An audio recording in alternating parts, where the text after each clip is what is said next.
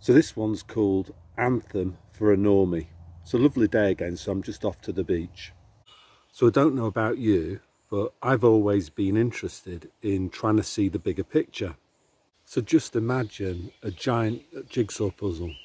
You don't know what the puzzle actually is until what it shows, until you actually put enough of the pieces together to reveal the overall bigger picture. And I think life can be often like that.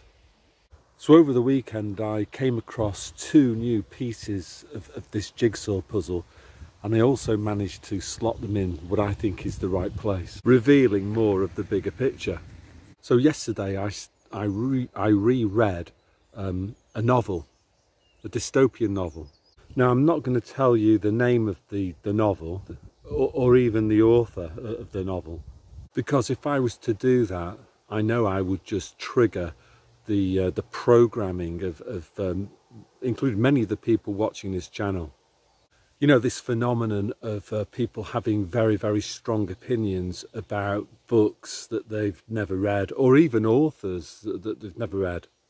These opinions that people have on books and authors that they've never read, they come to them directly from the big club, through programming, through maybe people in the alternative mainstream media, maybe from what they were told by some charismatic Marxist teacher at school, or some BBC programme that they watch. What I can say is that this book isn't George Orwell's 1984, and it's not Aldous Huxley's Brave New World. This is a much shorter book than that, something, as I say, you can read in an afternoon. So the book's set in the future, and the main character in the book is called Equality 72521, and that's the name of this person. And the book is supposed to read like a series of diary entries written by this person. So as you might know already, my name's Nigel. If I'm honest, I've never been a massive fan of being called Nigel, but I didn't really have a choice in the matter.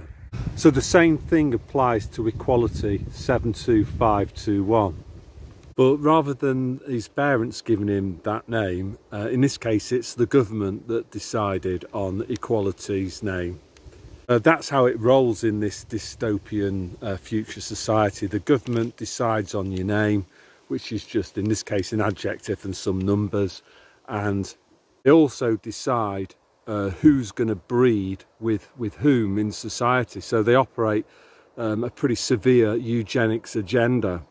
So who you get married to is not your choice.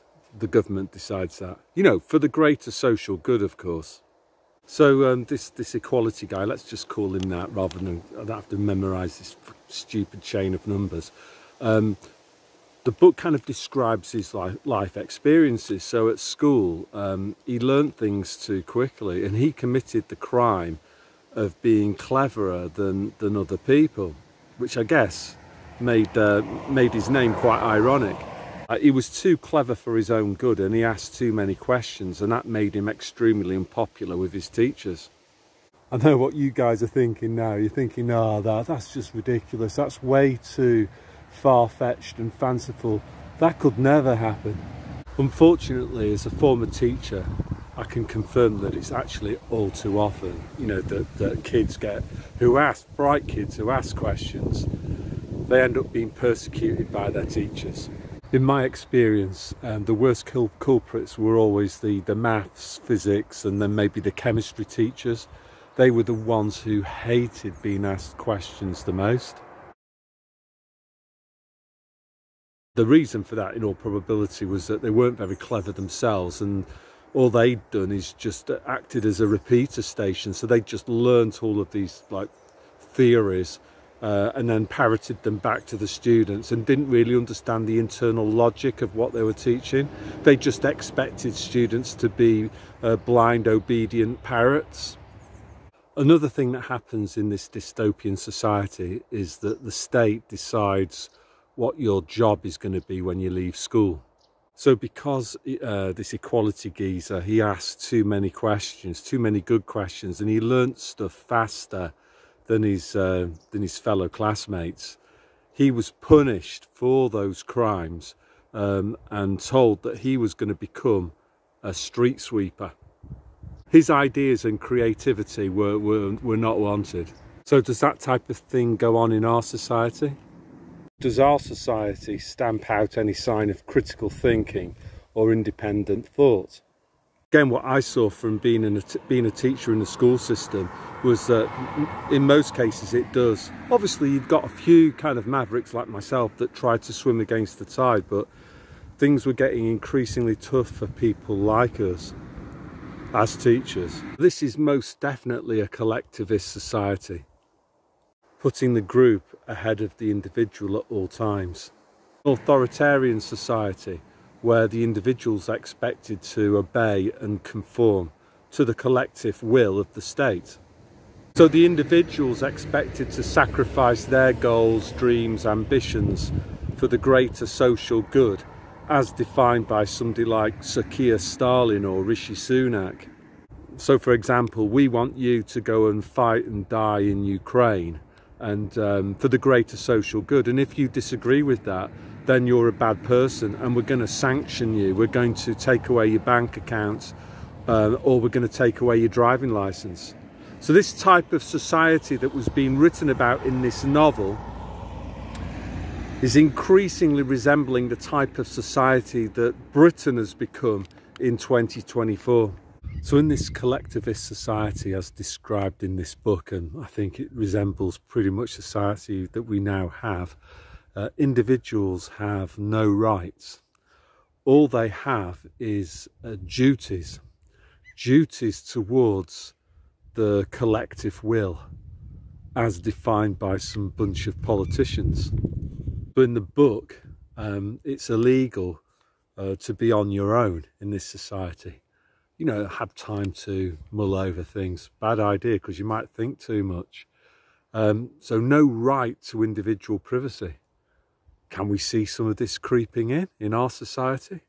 I think so. The group owns you, and you may be sacrificed for the benefit of the group at any time. And that's not far-fetched. That's, again, we've experienced that.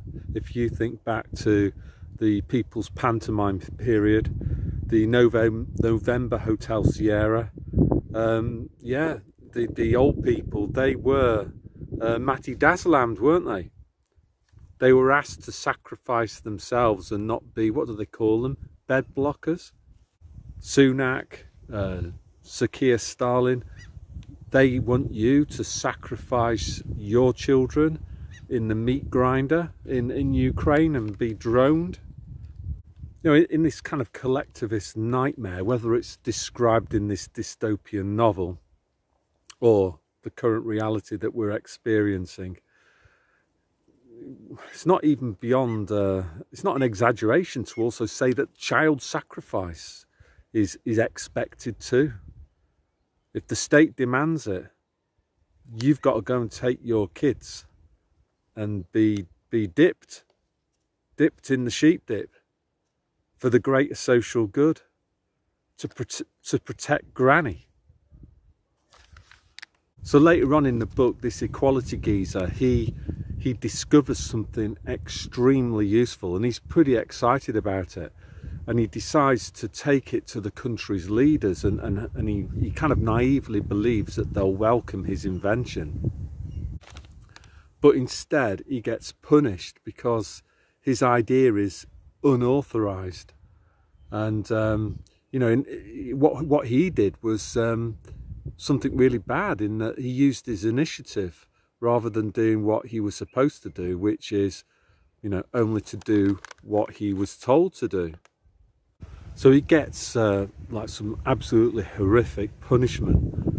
What's really interesting too is that in the book it sort of describes that the worst punishment is meted out against people that use a forbidden word, and that forbidden word is a personal pronoun, a singular one. So in this society, you're not allowed to refer to yourself as I. You've got to only phrase your ideas using the pronoun we. So this is obviously being done to discourage individual thinking, i.e. to even view yourself as an individual who is separate from the whole. the collective. So there's a great section in the book that says, we are nothing, mankind is all. By the grace of our brothers are we allowed our lives. We exist through, by and for our brothers, who are the state. So are we there yet? You know, are we allowed to refer to ourselves only by the personal pronoun of we? Obviously not yet. But then again, what you actually are seeing is that some people do refer to themselves as we, they, them and us. So, you know, obviously at this point I'm going to have to be very, very careful with the Gulag Tube censorship. But I think it would be amiss of me not to state that there is another very, very famous book that quite often triggers people who have never even read it, where again, you know, you have entities that refer to themselves in the plural. In the Bible, demons frequently refer to themselves as they, them, we and us. So an example might be Matthew chapter 8 verse 31, and it reads, so the devil, this is about Jesus encountering demons, right? So it says, the devils besought him, Jesus, saying, if thou cast us out, suffer us go away into the herd of the swine. So this is this situation as described in the gospel, where Jesus basically he encounters somebody who's demonically possessed, and Jesus manages to get the demon to leave this person. It goes into a herd of pigs, and the pigs run off and drown themselves in the Sea of Galilee. A point I'm mentioning here is that when that demon was speaking through an individual person, the demon was speaking as a plural, us, rather than I. Another example of this occurs in the Gospel of Mark, chapter 5, verse 9. And again, Jesus has encountered a demon that's inhabiting somebody. So it says, Jesus asked him, and by him he means the person that's been demonically possessed, what is your name? Then the demon that's inhabiting this bloke replies, my name is Legion, or we are many. So again, the use of we as a pronoun. So, you know, in conclusion, and what have I been trying to get at here? It's just like, for me, I think that there's a link there. There's a jigsaw puzzle type link.